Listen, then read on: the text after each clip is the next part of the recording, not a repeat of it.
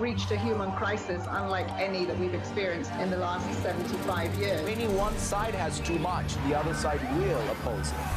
We've done a lot of things to create the imbalances that we have today. COVID-19 has laid bare the systemic social inequities. Addressing these larger problems must become our priority. We have to make sure that the economy actually works for the people. It's not just about growth for growth's sake, but how we share that prosperity.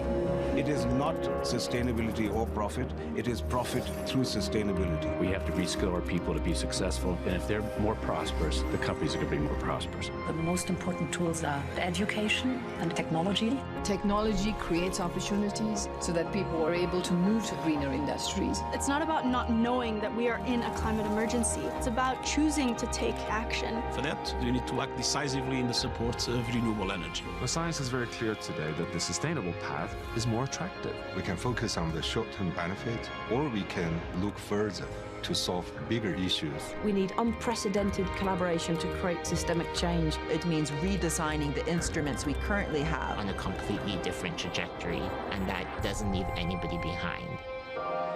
We are one community, and we have to remember that.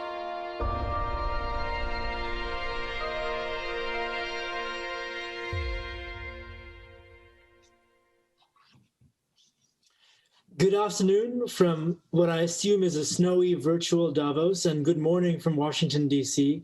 My name is Ishan Tharoor. I'm a foreign affairs columnist here at the Washington Post, and it's a real privilege to be your moderator today, accompanied by a distinguished panel of global leaders for a session where we will be honing in on social justice in the recovery, something that cuts at the heart of this week's agenda in Davos, the idea of a great global reset as we reckon with the consequences and the aftermath of the pandemic. We've all experienced this past year as a series of compounding crises. A once-in-a-century global health crisis provoked both unforeseen economic contractions, but also revealed deep systemic inequities in societies everywhere, from countries that we classify as low income to ones where, well, to the wealthiest country in the world.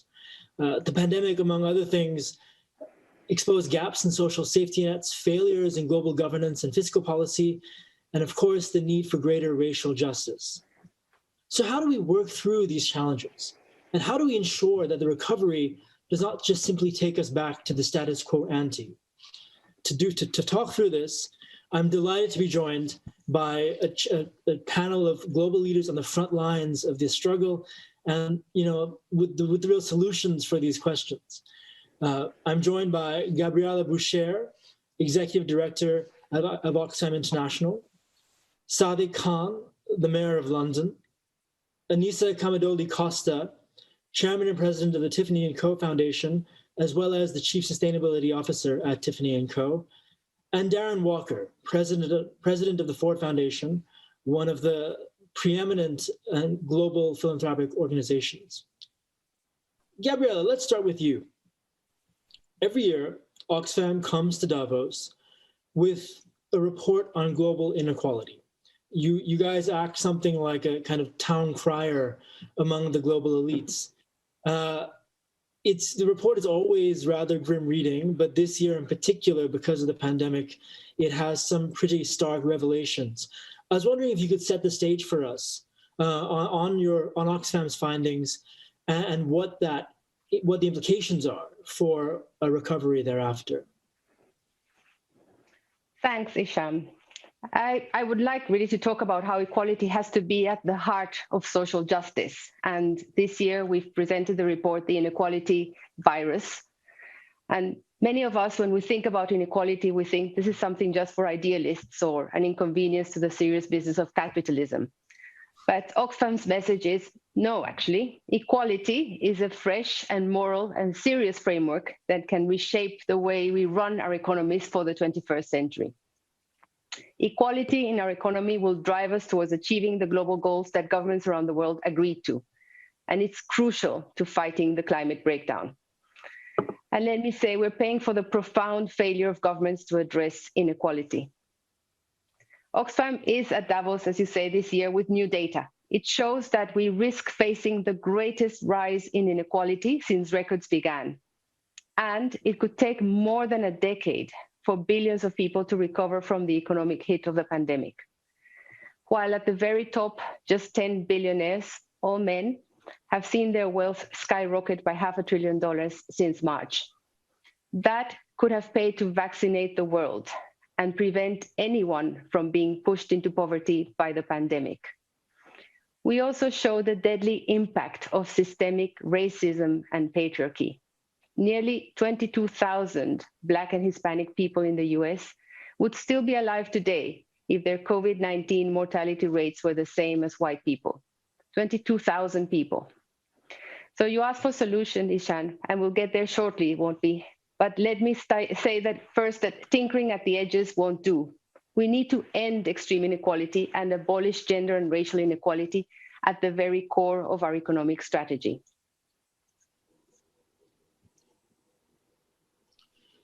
Mayor Khan, I'd like to bring you in now. You are, of course, in charge of one of the world's most important cities, a crossroads of humanity, an engine of business in Europe and the West.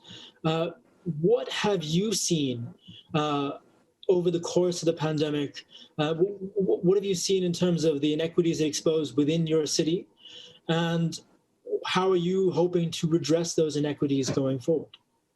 Well, Ishan, it's lovely to join you. And can I just say, I fully agree with almost every word Gabriela said, and I'm looking forward to hearing from Anissa and Darren shortly. I'm the mayor, in my view, of the greatest city in the world. We are a global city. We think diversity is a strength.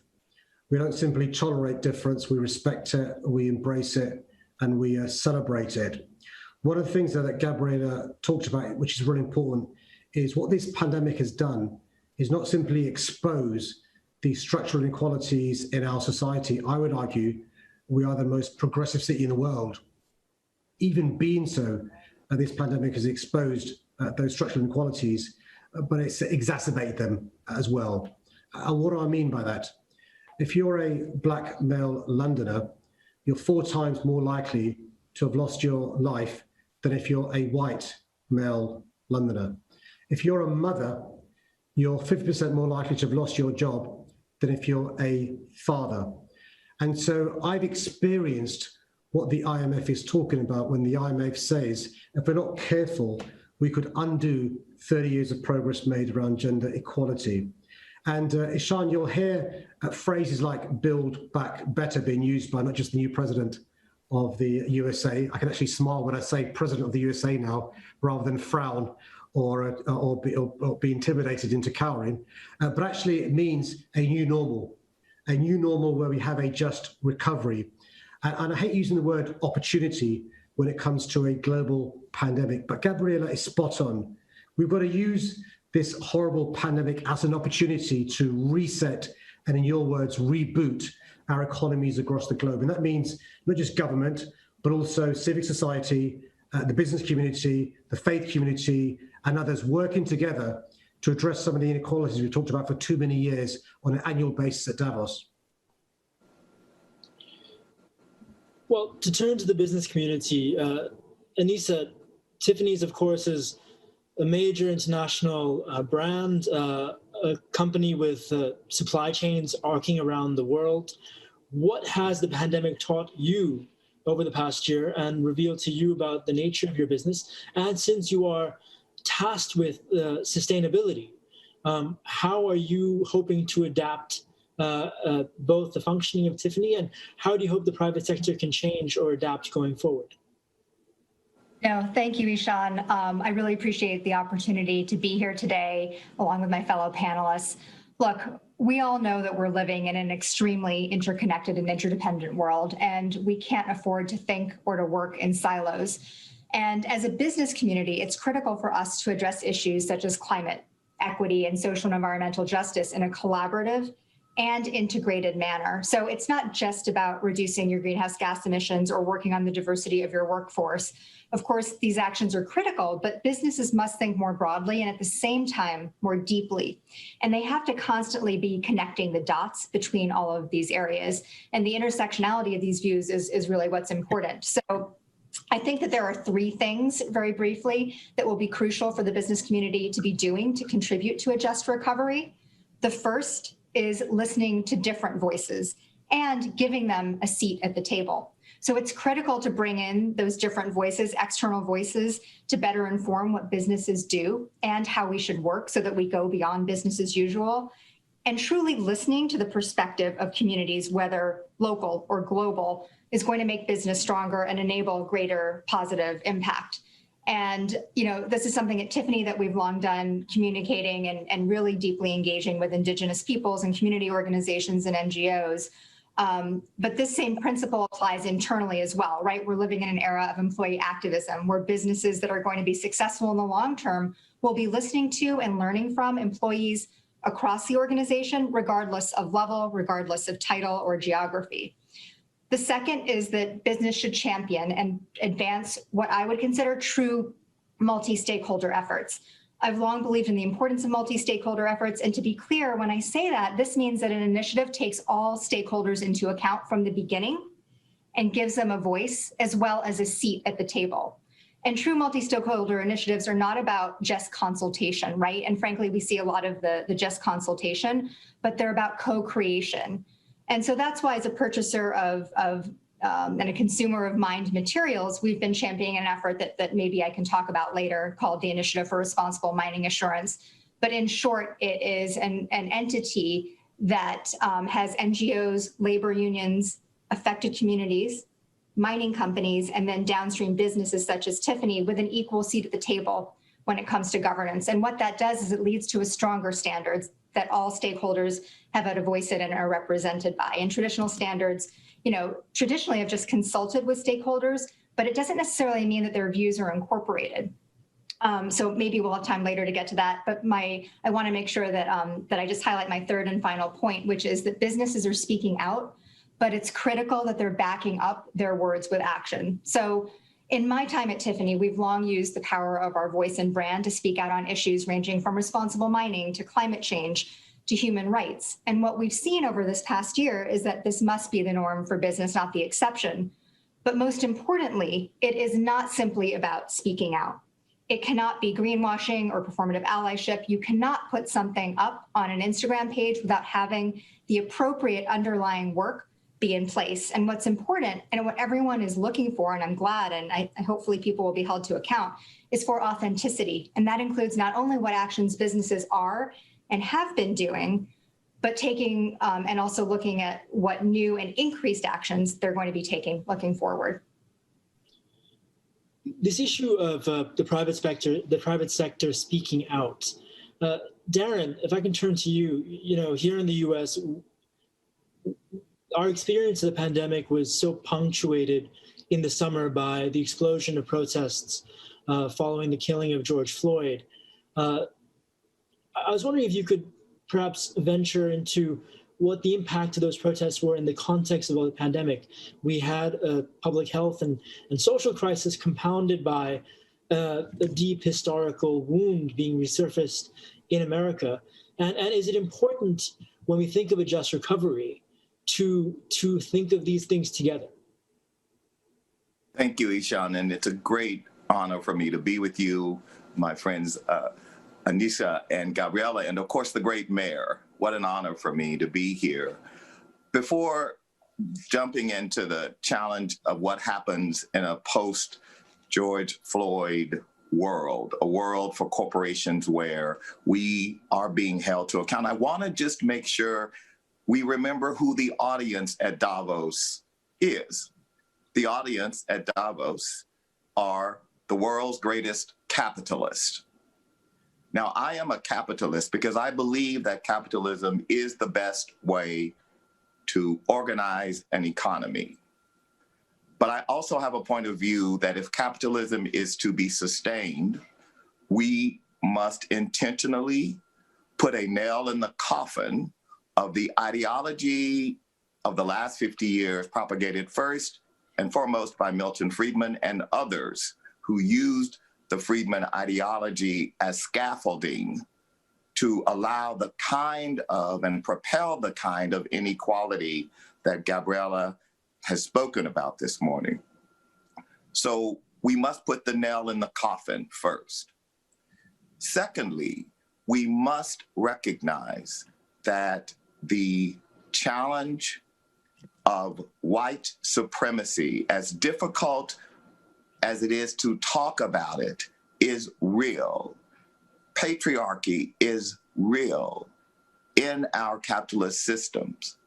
And if we want a more just recovery, we have to acknowledge that there was in my view, I organize things sort of in time and space, and there was a BC world. Before coronavirus, there was a world. That world is over. Doesn't mean that we've lost everything in that world. It just means that many of the norms and structures and understandings of that world in a post-coronavirus world, in a PC world, must be reorganized, reimagined, and dismantled. And so the issue of white supremacy, of patriarchy, must be acknowledged in the boardroom as part of a diagnosis of recovery.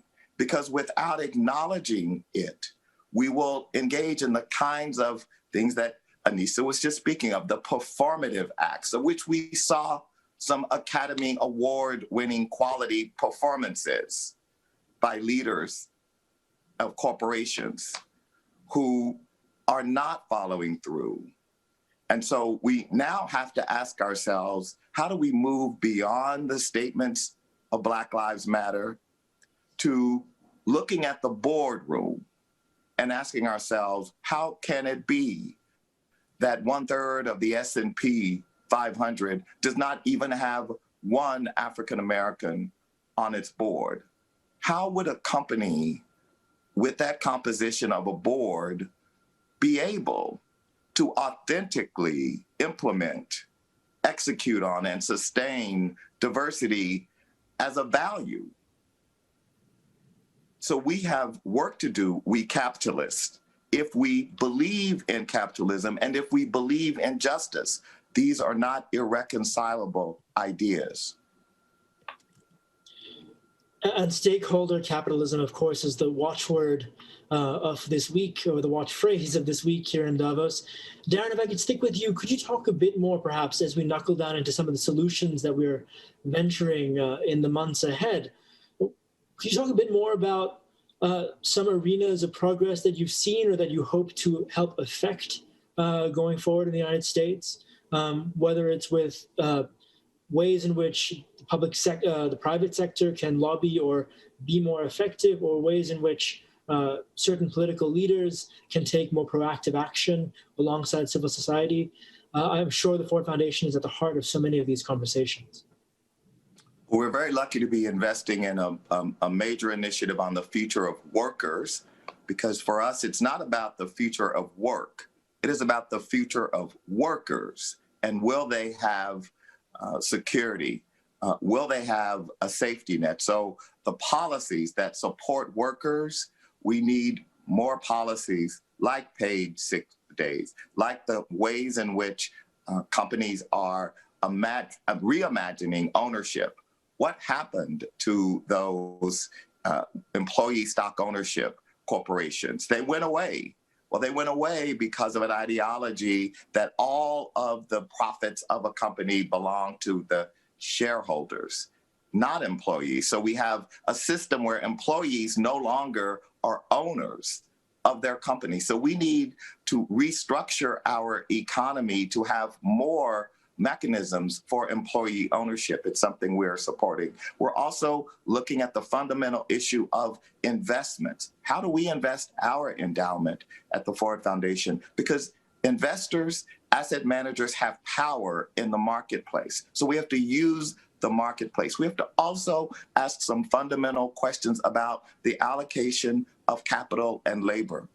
And how do we, and how have we come to a circumstance of a race to the bottom to pay people as little as we can and inure to the benefit of people like me, people who have assets, people who are able to invest in the market, and for whom my privilege is compounded while the disadvantage of frontline workers, essential workers, their disadvantage is compounded in our system. So we have to, at the corporate board level, CEOs and boards have to ask some fundamental questions and not just assume that every dollar that is available has to always be allocated to repurchase shares.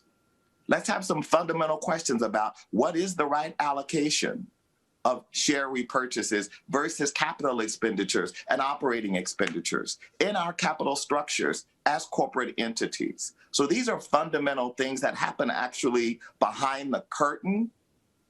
And it's time for us to bring some transparency to those decisions. And it will happen when you put more diverse people at the board table, when you put representatives of workers at the board table.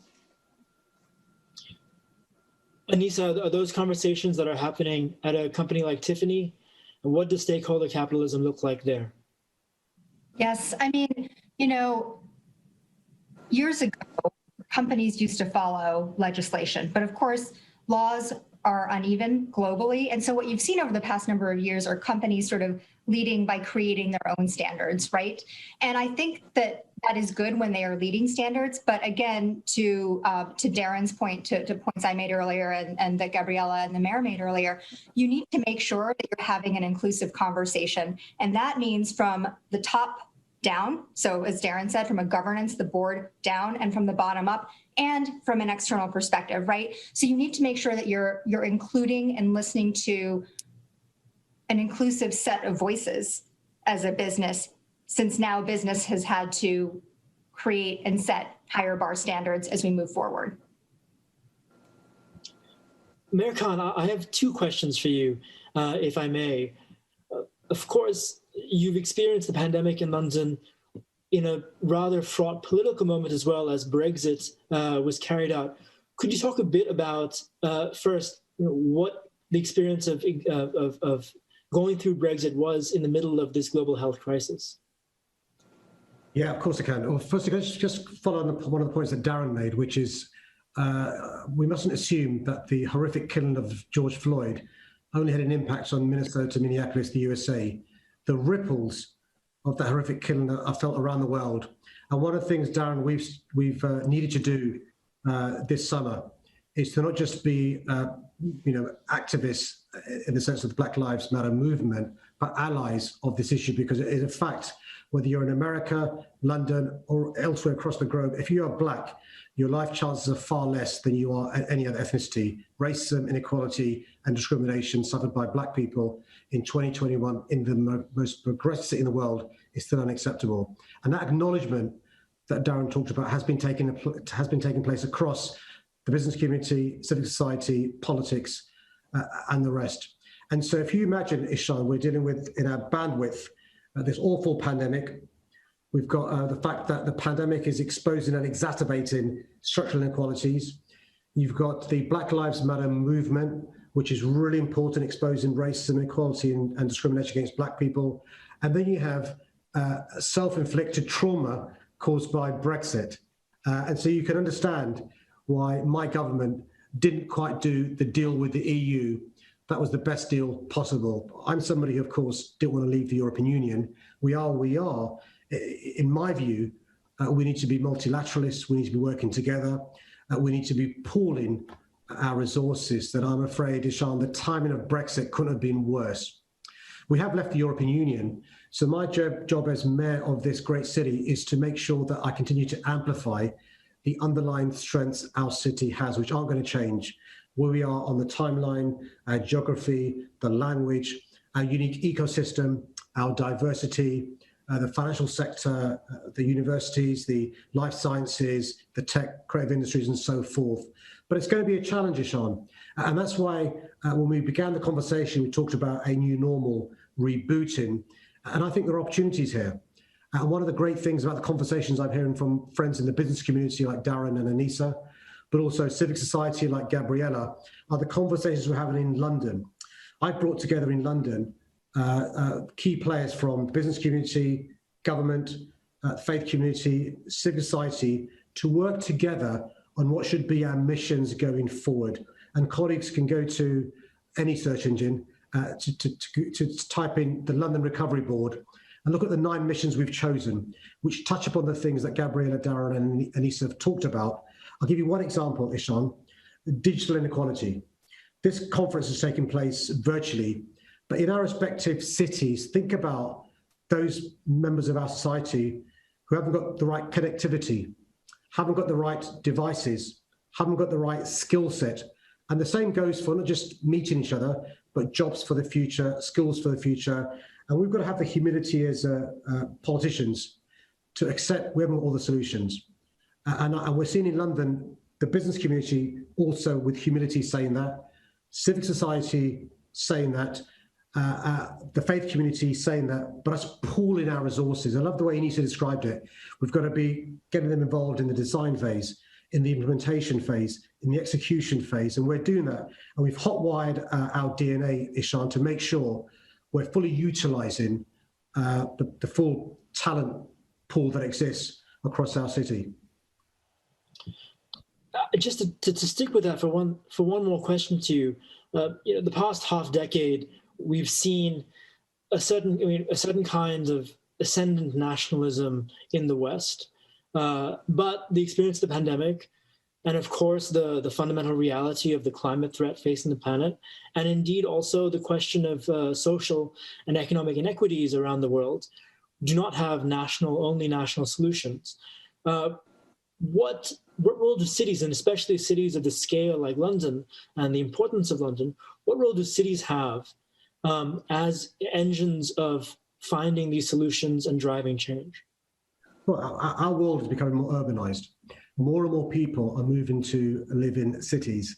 And one of the things that I'm a big subscriber to is something said by a former American mayor, which is if the 19th century was renowned for a century of empires, the 20th century as a century for nation states, the 21st century is going to be about cities and mayors.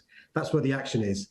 I'll give you one example, Ishan, outside our direct control, but if you look at who has been standing up to the rise of nativist populist movements around the globe, not just from the United States of America, 2016 onwards, up until recently, but Hungary, Poland, Brazil, Philippines, Italy, some parts of France and the UK, it's been the peoples and leaders of cities standing up to the rise of nativist populist movements. And our job is to address the legitimate fears people have in our cities and in urban parts of our countries as well. And the best antidote in recent times has been the election of President Joe Biden in America, how it's possible to address people's fears, how it's possible to take up those who are subscribers and advocates of nativist populist movements and win. And if I may say so, Ishan, the way the US constitutions withstood the challenges is something that many of us look in awe at.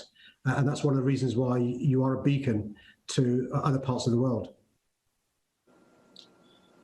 Gabriella, I'd love to bring you in now. You've heard some of the discussion here about solutions to some of these very thorny questions of inequity that have been exacerbated by the pandemic. Is there any obvious or blindingly necessary solution that governments can take specifically going forward?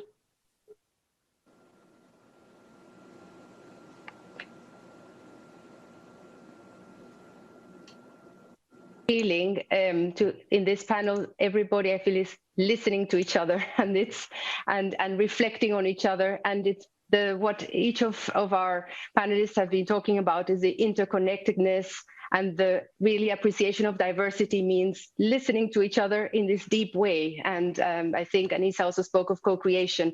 And I believe the way in which we do this transformation is as important as the end itself. And we need to sort of end this polarization and be much more conscious of our interconnectedness. And I believe that's how we start building and recovering differently.